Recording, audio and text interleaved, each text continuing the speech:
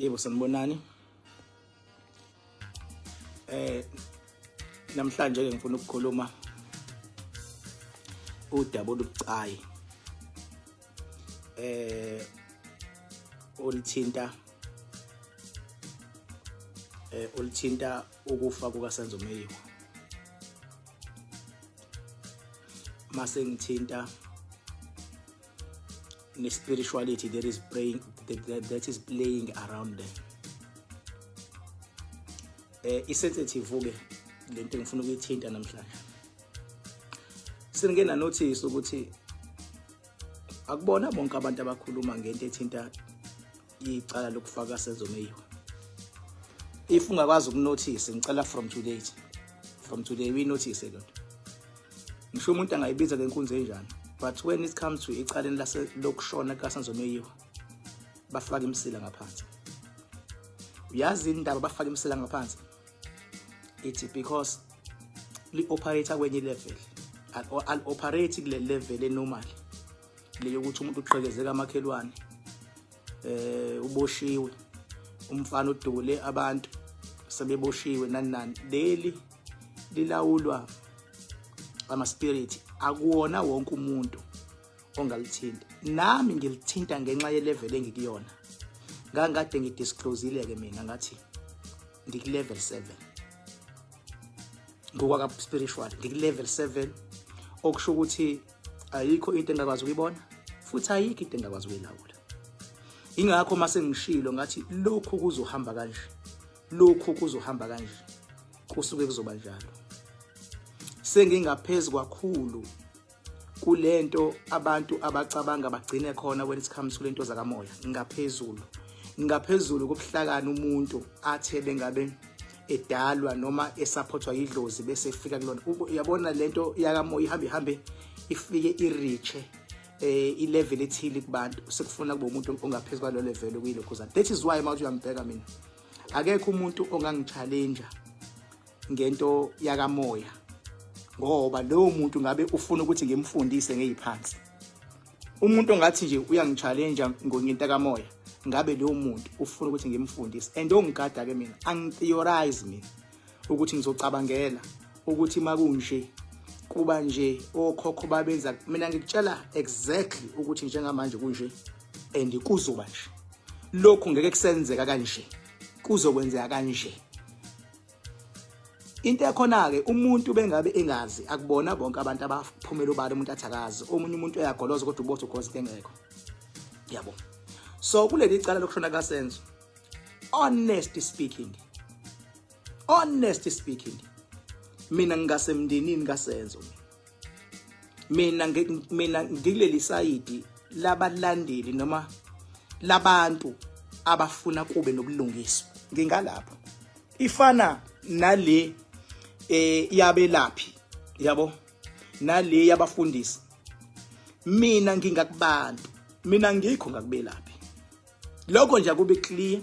Mina ngikho ngakubafundisi, mina ngikho ngakubantu abasebenza ngokamoya. Mina ngigqishe ngapha ngakubantu. Ngigqisheleni ngapha ngakubantu. Ngigqishela ukuthi masebenziwe ilima ngikwazi ukuthi ngicacise mase ngiyabavikela. Uma ngicacisa mase ngibavikela laba abasuke befuna ukudlala ngabantu basuke bezongizonda vele.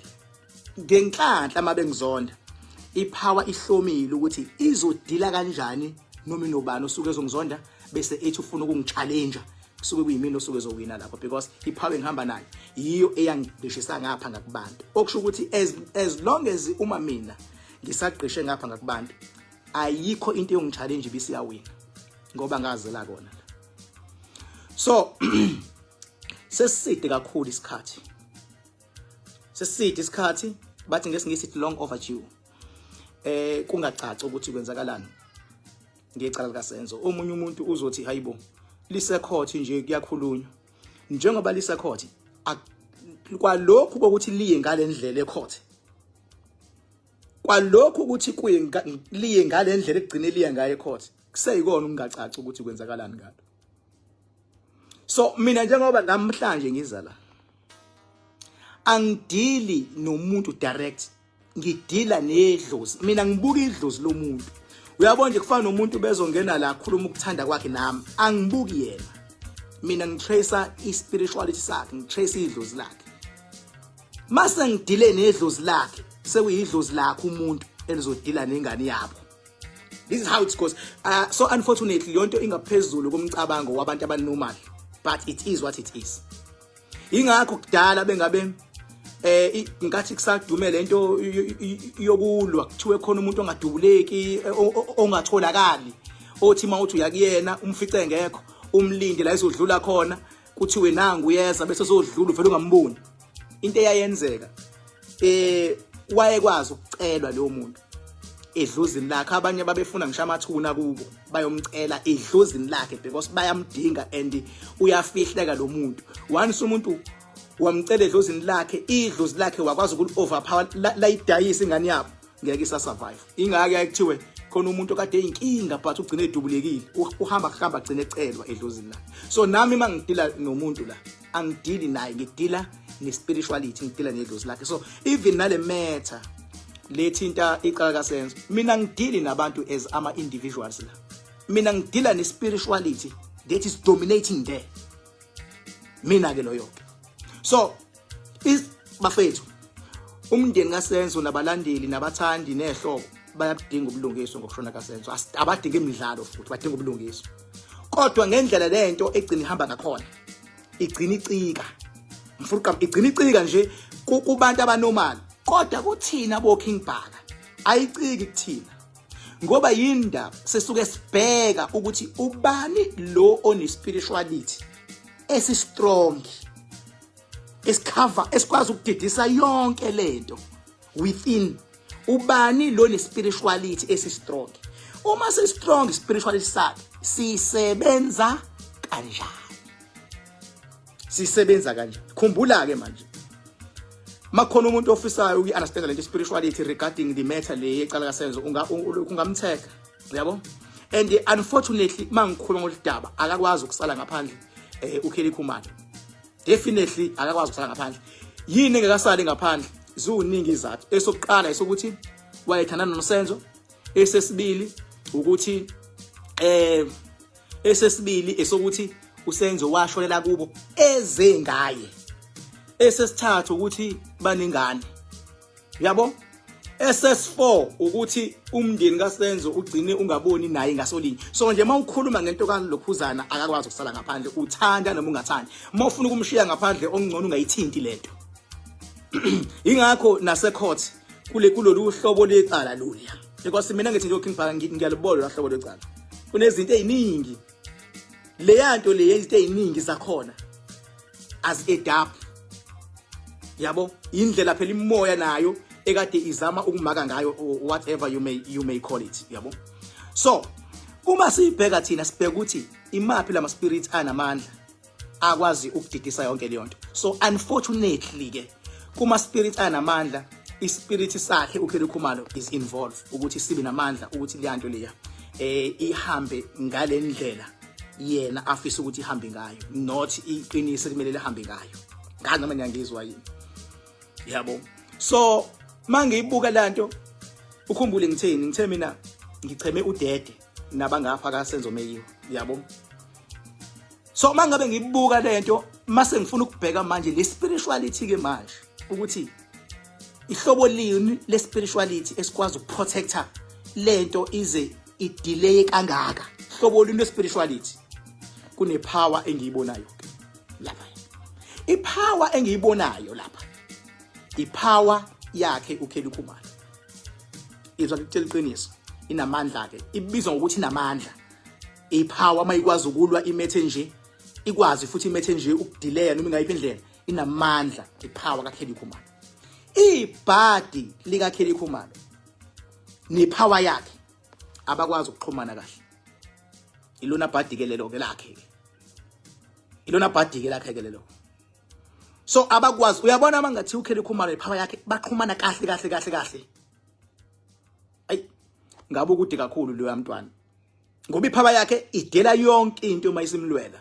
Idela yonke into kodwa ibhadi abakwazi. Kufana nokuthi nawe ube namandla enganini yakho, ube nemali yokufuna ukuyifundisa noma ikuphi la ifuna ukufunda khona, yokufuna ukuthi inherit ama business wakho.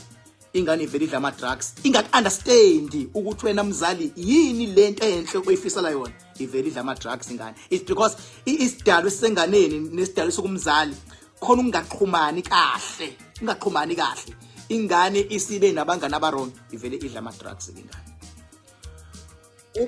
Enye uyifundise baba ukhokha imali ezinkulu uthi uyafika kuthiwe ayiyanga eclassini mhlambe vet kuthiwa iattendanga ingane, phathwe ikhanda umzali, iyenzeka le nto. So nangapha ka spiritual ikhona le nto, phakele kumalo iyamlwela.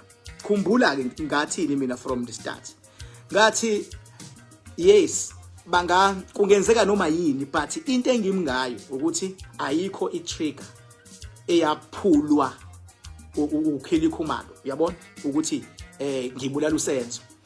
Ngaphinda ngathi mina, as far as King Bhaka is concerned and as far as spiritual power is concerned, ayikho imali eyakhishwa ukheli khumalo wathi akuhambe kuyothengwa abantu abazobulala usenzo. It's an honest truth le ngisho. But inkinga lento zakamoya nezinto ze reality, yabo, azikwazi ukuxhumana kahle. Umthetho usebenza ngobufakazi. Ubufakazi noma into ekhona ithi usenzo ufele kubo kakheli.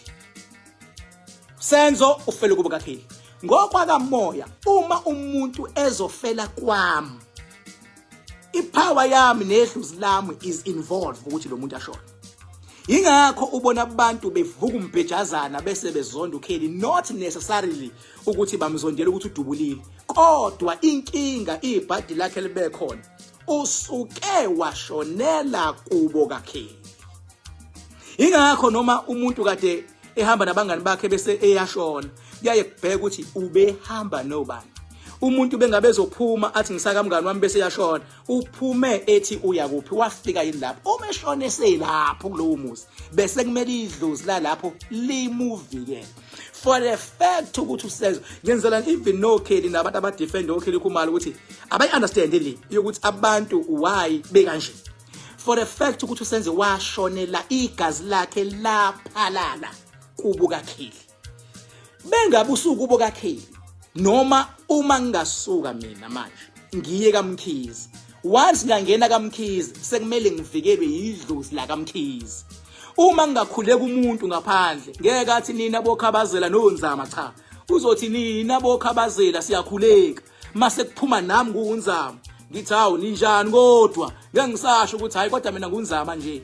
Futhi njengoba ngisila sikhavwe idlozi la kaMkhize, usenzo bengabe esekakheli khumalo ukhavwe idlozi lakakheli khumalo. Yini eyenze ukuthi idlozi lakakheli khumalo ligcine lihluleka ukumvikela usenzo kunoma yini eyenzekile ngaphakathi endlini? Into edale ukuthi lihluleke ilento engihlali ngisho leyo msindo, ngoba ngelinye ilanga kuzongabe usenzo kuzoba uwe lapha ekhaya, wena unkosikazi wakho nenomsindo, uthi uyaphuma nje ndoda ngemoto uvela ushawa abantu esangweni, uthi uzongena kwakho udutshula abantu esangweni because kunomsindo la ngaphakathi. Once kwaba nomsindo amongst abantu abawu2 ongalawuleki, angiphathi umsindo mozo escalator uzogcina uinvolve nama families, thothi ifamily yakandoda isupport indoda yakamfazi nomfazi, bese uyasuka wena ifamily yakho ingazwani nabantu balawo, wena uyakongena lapho bavilithi imoya lapho awuthi sibambe ingane yabo ngoba abantu bakuba abasifuni. Leyo nto it is what it is mafethu. So unfortunately bambala abantu abangayi understand kule level engichaza yona because ngizama ukunyuka ngespirituality because khona ngifuna ukubabalance abantu la, yabo.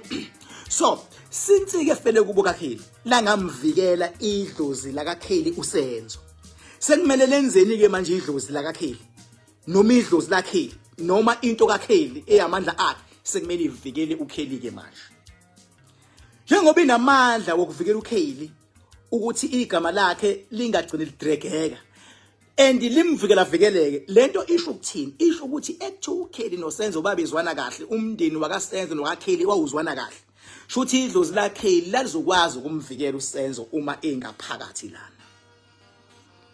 Uma engaphakathi la bafethu, lento I wish ukuthi ni understand ngokwakamoya manje because idinga abantu abazoyiqonda ngokwakamoya bese bejula bese beyathandaza futhi bese yanqoqwa yonke lento. Abangixolela abantu abazofila sengazuthi mhlawumbe ngi-attack abathile. Inhloso yami akuyona leyonto. Inhloso yami uku-educate abantu ngale simo because angifuna abantu mina abahlale bekwi-dark while ngikhona mina. I can't keep you on a darkness while I'm still alive. Yabo. So njengamanje ayikho ngizophinda futhi into eyenze kwenze kumonakalo loyo ingxabano ebithinta labantu abawu2, ingxabano eyagcina ithinta ama families, then idlozi la lo mntwana lagcina lingamvikeli lo mntwana kunoma yini eyenzeke ngaphakathi endlini.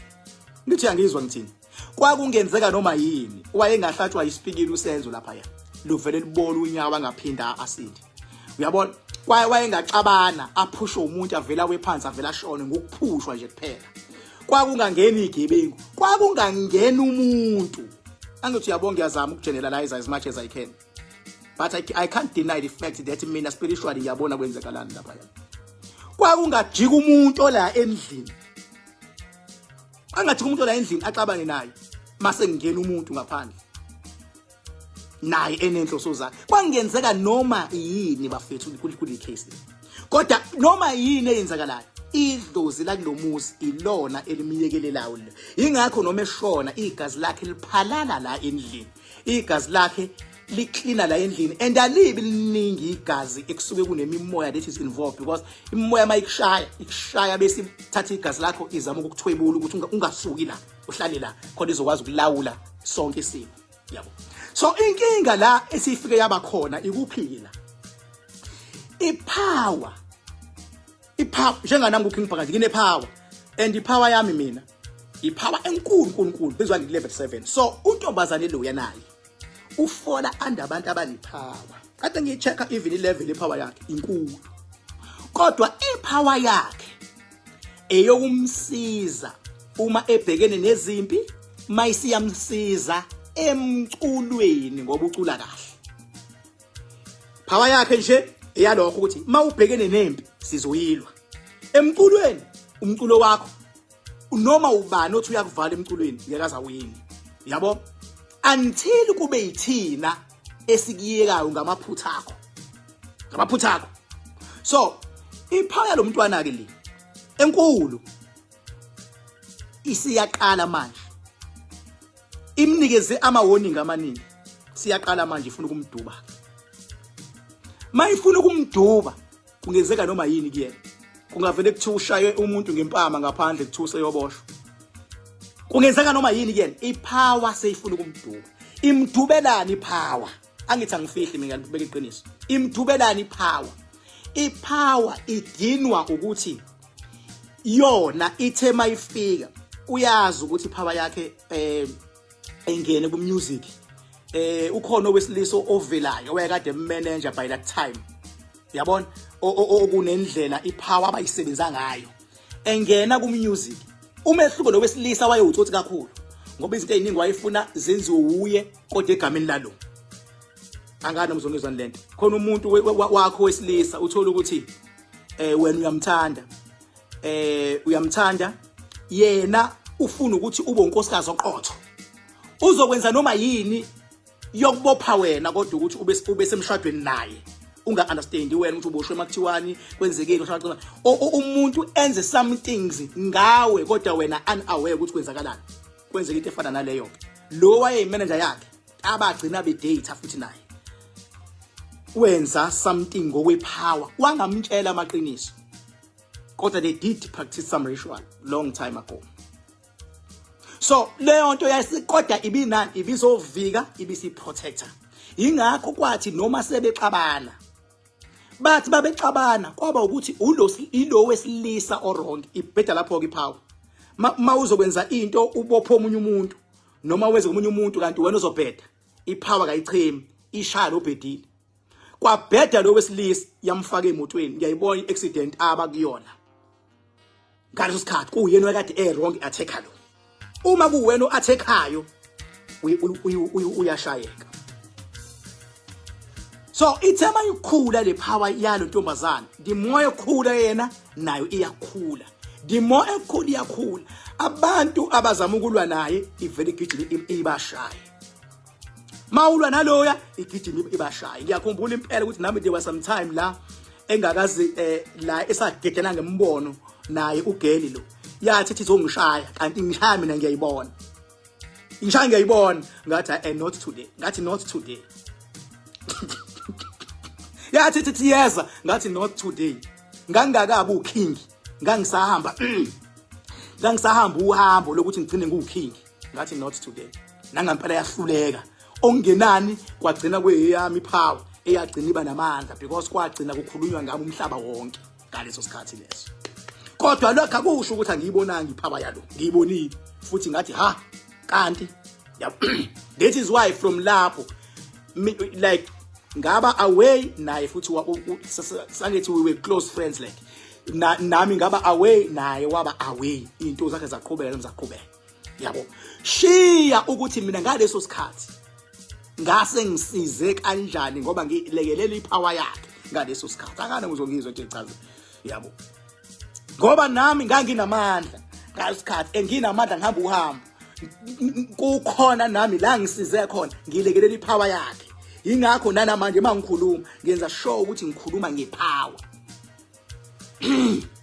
la so iqala phi inkinga manje iqala etheni ipower ifuna uyididise ifuna iyazi ukuthi uzokwenzani uyabona bengabe unepower ethi lekhaya sifuna kurana amabhizinisi ungashintshi ngelinye ilanga usuthi wena usumthandasi kayenzi le nto mangabe lekhaya kurana ipower yokuthi kumele into zalekhaya like izihambe kahle ngale ndlela emsebenzini ufuna ukuba udirector ufuna ukuba imanager kuba yini ipower isebenza ngalento le wena ogudi kuyona mawudokotela ipower ikusebenzela ukuthi mangabe sekufika ipatient isebenza ngendlela kusebenza kanjani ipower manje yena uyididisile ipower manje ithukuthela iyaveva nama ngazi ngizoyithini le yaveva ipower didise ngani ithi khona ipower bese yaphinda yena afuna ukuya kothwasi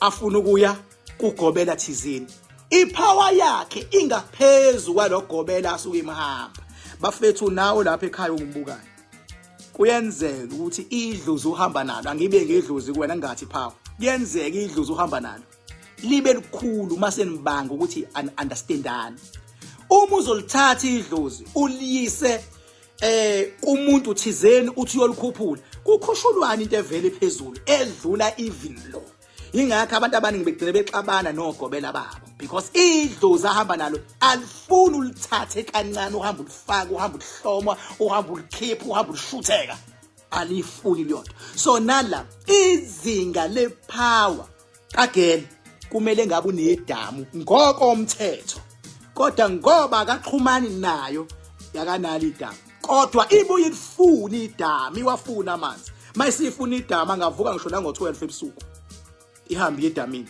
and mayisifikile kuyena lento engiyisho uyayazi mayisifikile kuyena kudabuka konke lemhlanje azafune ngazi ukuthi like angabhodla noma ungamshaya noma ungamenzani la mayisifikile baba even abangani bakhe ehleni nabo la suke khona bayabona ukuthi hayike sekwenzeke enye into uyashitsha ngisho ebusweni ungabuye nabuyabuyele futhi isuke seyifikile ikhombisana ukuthi inkulu ikhona isuke izama ukuletha izama iletha umyalelo kodwa ngawuthola umyalelo mayisimbamba kabuhlungu so njengamanje ithukuthela iyaveva and naye la yakhona nabangani bakhe nobani bazoyi-understanda noma yinini beke wathi uzama ukuyothwasa kuvele kushintshe yonke into yakhe ibheke phansi noma yinini beke wathi uzama ukuhamba uhambo lokuthi uzama ukukhuphula le power ngendlela yoku-involve omunye umuntu kuvele kubhede zonke izinto so njengamanje into esiyenzekile uhambo wathi iyakhushulwa ipower kwathiwa usezoba umelaphi inyanga it's a very bad move niyawubuka live wami la nikhona it's a very bad move izinto zizoba upside down ipower yakhe ithukuthele kakhulu ithi siba kakhulu kangaka ungasithatha uyoshutheka lapha ya elokishini uzothi khona umuntu okumele asikhuphule yonke leminyaka sikuluwela awubona ubukhulu bethu ethukuthele kakhulu. Sorry to share this la kanje ukuthi abantu kumina they comes first. Sorry to share this like this. Ithukuthele kakhulu. Ngiyaqala ukubona ipower ithukuthele kakhulu. Njengoba ithukuthele ipower imnika izinsuku as less than 60 days. As less than 60 days ukuthi alungise. Uma engalungisi ithi zizokhala. Kodwa noma sezikhala uyothi belibona iphutha ikhona indlela eyoyisebenzisa ukudila na ukumprotecta futhi ngoba hayo ngesiqhama manje inkulu yona. Inkulu yona. So ekuba kuya ngokwami ngabe bafethu abantu abaningi mabebhekene nezinkinga abaphahlayo bayaphahla ngo12 bacela ukuthi akufike noma yiphupho ngcono.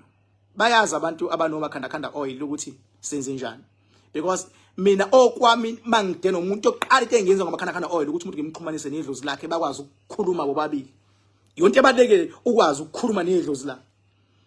Ungatatazeli ngo12 kufika yabona beke lafika iphupho isilawuliwe lena uxhumana nedlozi lakho makufika iphupho ngeke likumislead kodwa mawuzoya kumuntu uzothi uya kumuntu kanti wena umkhulu kunalomuntu oyakuyena.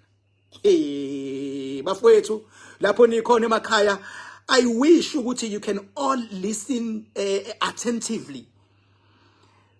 Uzothi uya kumuntu kanti idlozi ohamba nalo likhulu. Umehluko i-communication. Ayikho into ebaluleke njenge communication only if you are spiritually uplifted. Uyabona nje mina mase ngiqhamuka la ngizosho ukuthi kuzoba nje.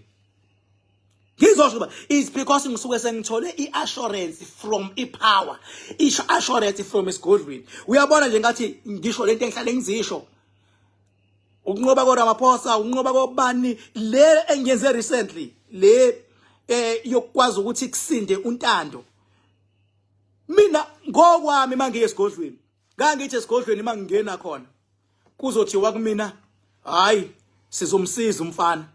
Hamba umfana mhlambe umtshope kanje umtshope kanje khona mhlambe igazi lamahlule lizophuma noma liyenzeka leyo nto leyo mhlambe uzokutoiletha liphumi lona. Ngangilindele lokho mangingena esigodlweni. Mangifika khona kwathi ilevel yalento isidinga sipike uNkulunkulu wasesibhedlela.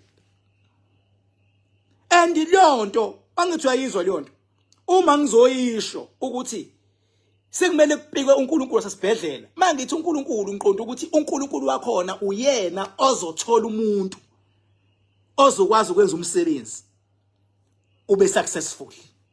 Kodwa mina njengoking kumele ngiyibone leyo nto. Ngoba sengiyibonile sekumele ngiyisho. Uma ngisho angithi ngiyazi ukuthi ayikho ezingeni labantu abanomali.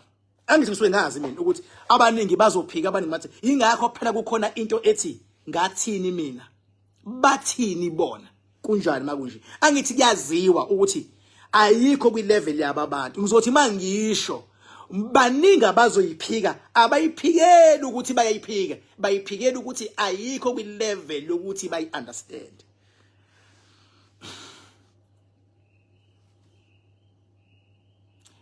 Ingangithi lento angichazi le iyecala lika Senzo ukuthi even yena ugel nabaka Khumalo lapha for the fact ukuthi uSenzo washona ngaphakathi ngamabomu abayi admit leyonto ukuthi for the fact ukuthi uSenzo washona lekhaya isho ukuthi ikhona into iyayi wrong ngaphakathi ekhaya ngaleso sikhathi. Ukuze kukwazi ukuthi even abantu la bekhona emakhaya bangasho ukuthi siyadayiswa lapha ya because mina ngengibone sekuthukwa abantu la uma abantu beveza ulaka labo ngithi akufanele bathukwa abantu babeveza ulaka labo because lento the facts remain ukuthi umuntu uma efelele ebukhosini efike ephila.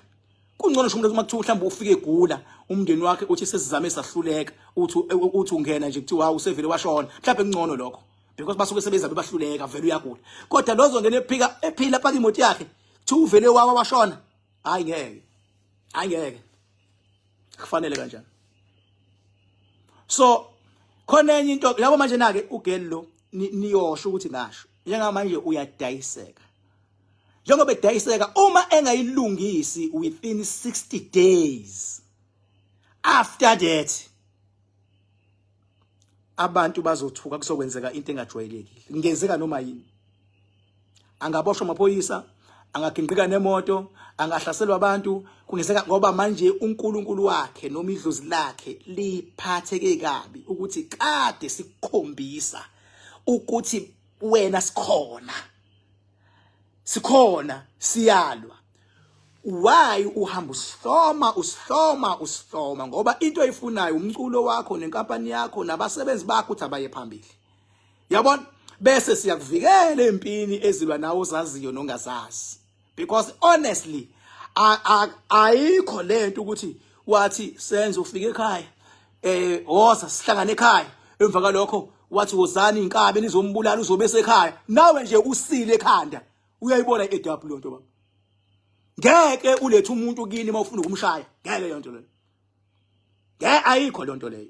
Wayengalindi uphuma estadium into engekho leyo. Kodwa for the fact ukuthi lokhu usenzo wafika kanti kunomsindo amongst the families kwangena ngaphakathi. Then from lapho idlozi lalo fana nomuntu axabane nezitha zakhe bese ebona ingane.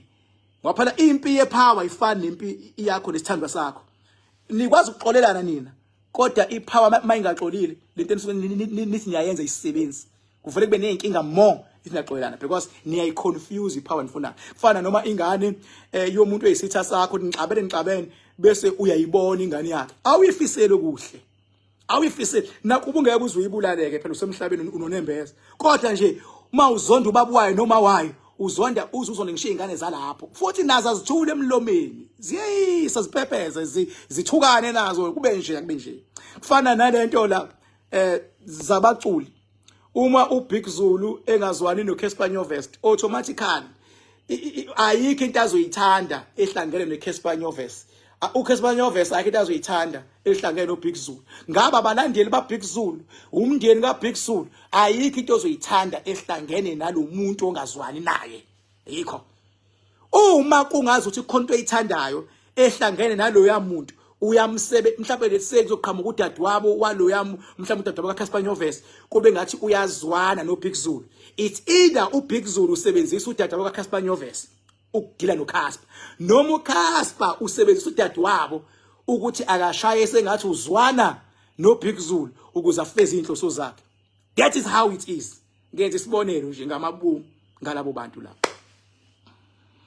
Kulukula nibusisa lapho nikhona emakhaya njengoba siSaturday ngizobe ngilapha ya eDaminda Makhanakanda ila suke khona ke sithi umuntu akaqhumane nedlozi lakhe inga ila sithi khona umuntu akasetshenzwe yimi etshenda Makhanakanda naseDamini and ngeke uze uyisole baba ngeke uze uyisole because lapha suke sikuconnecta nespirituality suke sikunika amandla ukuthi uvikeleke sikunika amandla ukuthi lezi impi ezincane ezikathekhayo it's either uyayinqoba noma uyayishintsha zibuye sizixolisa. This is how we do things. Yabo yonke into enzeka lapha ya emithi ilovo etsheni naseDamini lika Makhanakanda. And ukuba kwakho noMakhanakanda oil kusho ukuthi sesiwumndeni izimpi zakho yiliwa yithi.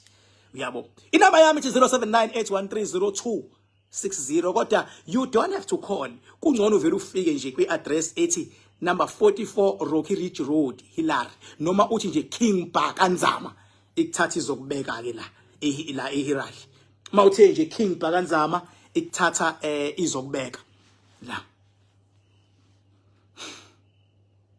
Shomeni King Bhakanzama bathi mangabe ungangazi ukhululeka igama kuBhaka isibongo wanzama bathi ngihambile bathi ngibonile bathi ngizenzile bathi wathinta uBhaka udakwe yini ngingcwele ebhuqa imiza bafokazana ngothololotho likamentshise ethuluza ngihambile ngefica insimini xa muxakile kusazoshuba kusangenzeka noma yini nguma favuke njengedanga bane ngunogwajobhajwa ikhulu ufa Makhanakanda ngindlondlo enamakhanda amabili elesithathu elenkosazana dama ningasho ubusika nehlobo ngwele ngaphuphi inyoni ziphamihle namalanga mthombo ogelezayo inkinga asiwabona lamanzi aqhamukaphi kepha siyabona lapho ephuma khona zitha zabe ziyaxolisa mase zibona ukuthi kahle kahle ubani lo seyibona amandla asemazulwini ngathini mina bathini bona kunjani makunje wena onyanyayo fokofo ngeke ngize ngizwe ngempatha mina ngikulevel 7 gcwala yakufakela nangu sikisi thina umuntu asimtshela into afuna ukizwa simtshela into ezomsiza bonke futhi abangilalelayo bayonqoba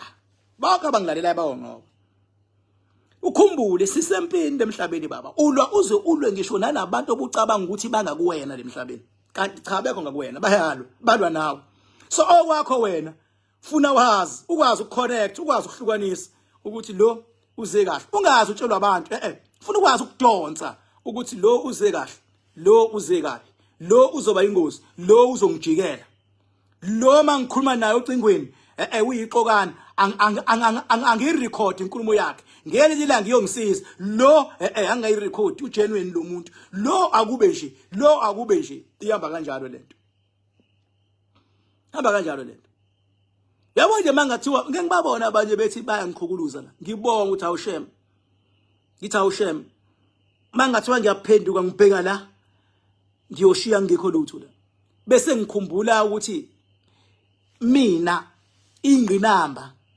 ithi angilwi nomuntu ongalwi 1 2 angilwi nengane ngilwa nomuntu othume ingane 3 angilwi nomuntu wesifazane uvikelwe yimina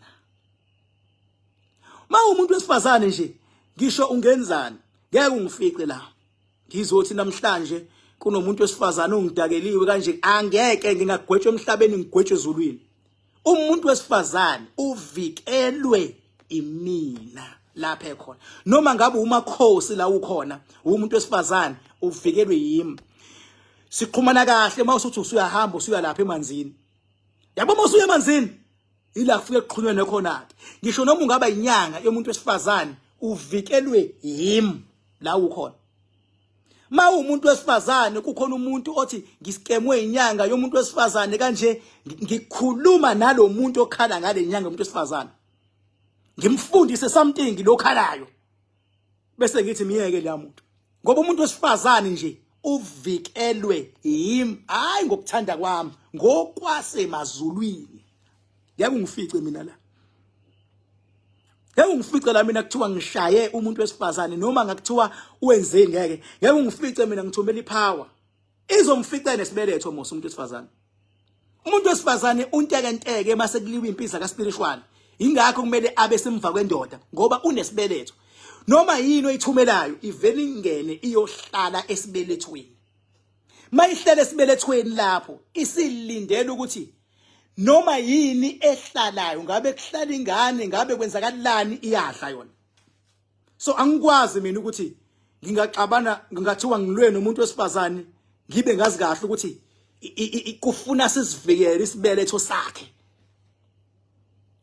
kumele simvikele ubiyena ngoba imizi eminingi ibanjwa abantu besifazane amadoda eyakophanda so uma mina sengithi ngiattack umuntu wesifazane direct shooting ngithini ngezingane ezithi ma ngeke ngimattack umuntu wesifazane futhi nani futhi fusekani enzolo uyintshela ukuthi khona inyanga umuntu wesifazane ekukhalwa ngayo ngeke ngenze fuck all umuntu wesifazane uvikelwe yimi ngisho noma ungezwe umuntu wesifazane engeyisa ngangitshela ukuthi ngibhaka khona wesifazane okweyisile for the fact ukuthi umuntu wesifazane uvikelwe yimi uma engeyisile idlozi lakhe elizomqondisa ukuthi inkosi leya akumina kodwa makuyindoda ziyakhala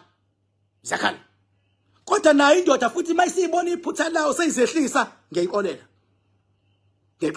ngoba phela inhloso phela ukungena kulayini into ebalekile nje ukuthi umuntu angene kulayini 0798130260 papa yini angikhulumi kuma inbox kunoma yipi inamba yami iyodwa ithi 0798130260 mase kunomuntu okunikeza enye inamba akusemina loyo papa yini